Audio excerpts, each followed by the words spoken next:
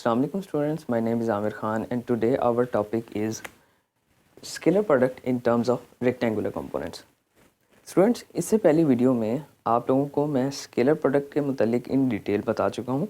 Scalar product क्या होता है, फिज़िक्स के अंदर स्केलर प्रोडक्ट की क्या अहमियत है, स्केलर प्रोडक्ट किस तरह से फाइंड किया जाता है और उसकी क्या क्या प्रॉपर्टीज़ हैं. इन सारी चीज़ों के बारे में मैंने इससे पिछली वीडियो में कवर कर चुका हूँ तमाम टॉपिक्स. इस वीडियो के अंदर जो स्केलर प्रोडक्ट की कुछ प्रॉपर्टीज़ रह गई थी हम उसको डिस्कस करेंगे. तो यहाँ पर हमारे पास है scalar product in terms of rectangular component. Students, ये टॉपिक आपका बोर्ड के पेपर के अंदर एज ए लॉन्ग क्वेश्चन आता है और क्वेश्चन कुछ यूँ बनता है इसका कि prove that A dot B is equal to A x B X A Y B Y plus A Z B Z. तो आपने इस इक्वेशन को प्रूव करना है. ये इक्वेशन आपकी उन सिनेरियोज़ के अंदर इस्तेमाल होती है जहाँ पर आपको एंगल गिवन नहीं होता. जिन दो वेक्टर्स के दरमियान हमको डॉट प्रोडक्ट लेना है, उन दो वेक्टर्स को कार्टेशियन कोऑर्डिनेट सिस्टम की टर्म्स में लिखा हो या रेक्टेंगुलर कंपोनेंट्स की टर्म्स में लिखा हो, वहाँ पर हमने इस इक्वेशन को इस्तेमाल करना होता है. अच्छा, अब देखें इस इक्वेशन को प्रूव करने के लिए हम क्या करेंगे. हम सबसे पहले सपोज़ करेंगे कि हमारे पास दो वेक्टर्स हैं. सपोज़ करें कि suppose that we have two vectors, vector A and vector B. इन दोनों वेक्टर्स को आपने रेक्टेंगुलर कोऑर्डिनेट्स की टर्म्स में लिखना है, यानी कि A vector is equal to A x I plus A Y J plus A Z K.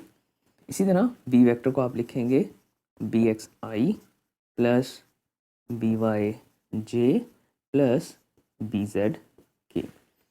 Students, आपने दो वेक्टर सपोज करने हैं. उसके बाद इक्वेशन कहती है कि आपने इन दोनों का डॉट प्रोडक्ट लेना है.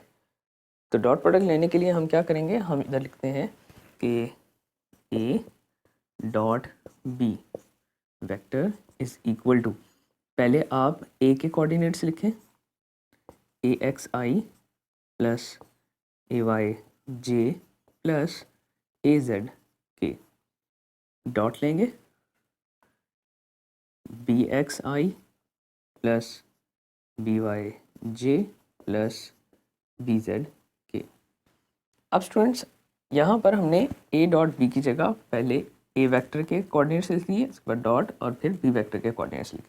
अब आपने क्या करना है, आपने इन टर्म्स को इन टर्म्स के साथ मल्टीप्लाई करना है, क्योंकि जो वेक्टर प्रोडक्ट होता स्केलर प्रोडक्ट होता है वो एक्चुअल में है प्रोडक्ट जिसमें आप दो वेक्टर्स को मल्टीप्लाई करें. तो यहाँ पर भी आपने मल्टीप्लाई करना है और मल्टीप्लाई करने का मेथड हम लोग पहले ही सीख चुके हैं, बचपन से करते आ रहे हैं मल्टीप्लाई, कि आपने इस टर्म को पहले इस टर्म के साथ मल्टीप्लाई करना है, फिर इसी टर्म को इसके साथ और फिर इसी टर्म को आपने इस टर्म के साथ मल्टीप्लाई करना है. और बिल्कुल बतरतीब आपने इसको इन तीनों के साथ और फिर थर्ड टर्म को इन तीनों के साथ मल्टीप्लाई करना है. चलें देखें, इधर लिखेंगे A dot B is equal to A x I dot B x I. Add करेंगे ए एक्स, इसको मल्टीप्लाई किया, उसके बाद प्लस प्लस प्लस आ गया a x i multiply by b Y J.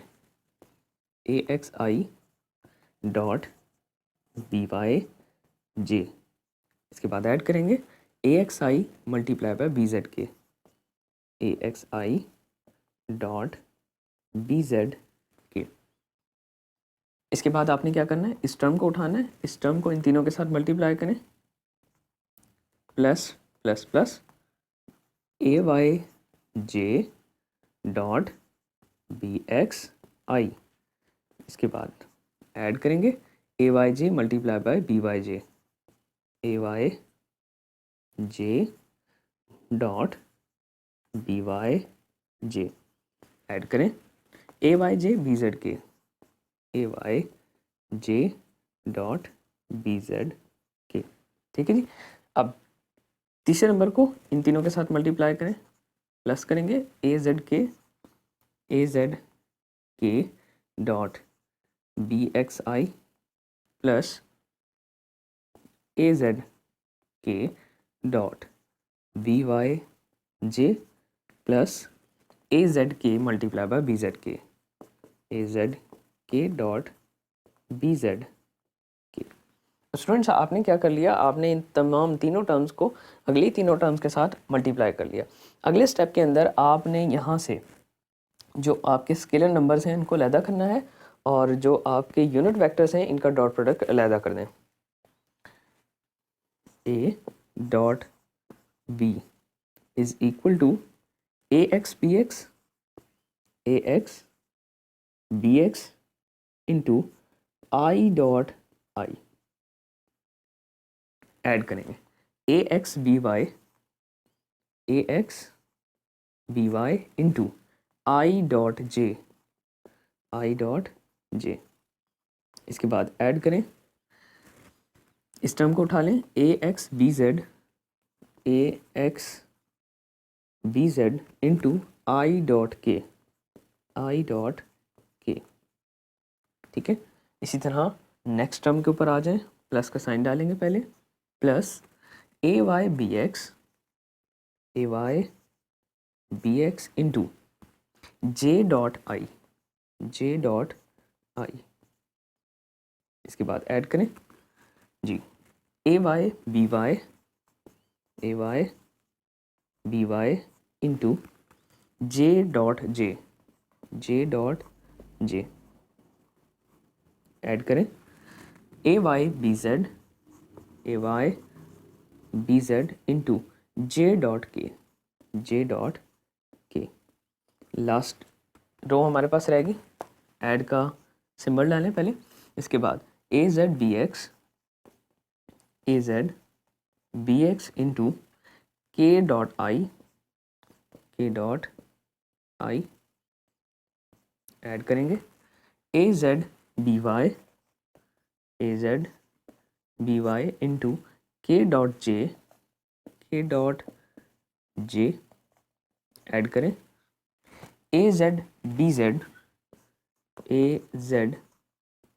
Z into k dot के। अब students आपको इससे पिछले लेक्चर के अंदर बताया था कि जो आपके पास आइडेंटिटीज़ हैं डॉट प्रोडक्ट की, वो आइडेंटिटीज़ हमारे पास बहुत ज़्यादा इस्तेमाल होने वाली हैं इस आर्टिकल को प्रूफ करने के लिए। तो जो आइडेंटिटीज़ थी उनको मैं आपके सामने लिख देता हूँ। हमने ये पढ़ा था कि जब भी आपके पास सेम यूनिट वेक्टर्स के दरमियान डॉट प्रोडक्ट होता है, जैसे आई डॉट आई है, तो आई डॉट आई का डॉट प्रोडक्ट हमेशा 1 के बराबर होता है। इसी तरह जे डॉट जे, इसका भी डॉट प्रोडक्ट 1 के बराबर होगा और के डॉट के का भी डॉट प्रोडक्ट 1 के बराबर होता है। ठीक है, और अगर जो आपके वेक्टर्स हैं यूनिट वेक्टर्स ये डिफरेंट हों कोई भी, क्योंकि जो आपका डॉट प्रोडक्ट होता है वो कम्यूटेटिव होता है।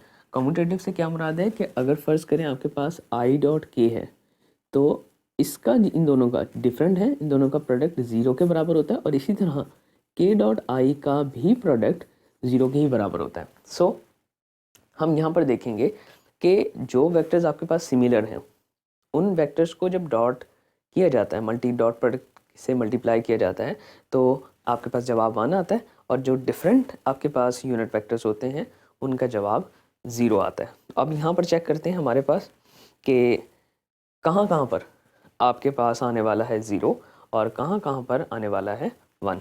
तो अब ज़रा देखें, पहली टर्म जो आपको नज़र आ रही है a x B x into i dot i. अब आई डॉट आई को जब हम सॉल्व करेंगे तो इसका आंसर आपके पास आ जाएगा 1। अच्छा, अब अगले टर्म के अंदर आपके पास क्या है, आई डॉट जे। तो आई डॉट जे दो डिफरेंट यूनिट वेक्टर्स हैं जिनकी मल्टीप्लिकेशन के बाद यहाँ पर आंसर आएगा 0।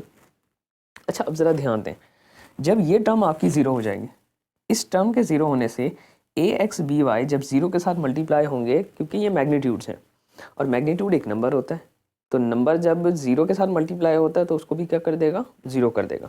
सो इसी तरह इधर आ जाएं, आई डॉट के भी आपके पास क्या होगा, 0 होगा। यहाँ पर जे डॉट आई ये टर्म भी 0 हो जाएगी। जे डॉट जे इस टर्म के जगह आपके पास 1 आएगा, यहाँ पर जे डॉट के है तो इस टर्म में भी आपको 0 मिल जाएगा। इसी तरह आ जाए के डॉट आई, दो डिफरेंट यूनिट वेक्टर्स हैं 0, जे डॉट के डॉट जे ये भी दो डिफरेंट हैं 0, के डॉट के की जगह आपके पास आएगा 1 विच इज इक्वल टू 1। तो अब ज़रा देखें हमारे पास जो टर्म्स सर्वाइव कर रही हैं, जो टर्म्स बच रही हैं वो कौन कौन सी टर्म है, यहाँ पर a x B x into i dot i, और इस रो के अंदर a Y B Y j dot j, और इसी तरह ए जेड बी जेड के डॉट के, और फिर आपके पास क्या आएगा, ये वाली जो ज़ीरो वाली टर्म्स हैं ये सारी की सारी निगलेक्ट हो जाएंगी, कैंसिल हो जाएंगी, तो इनको हम सॉल्व भी नहीं करेंगे। ठीक है जी, अब आगे आ जाएं।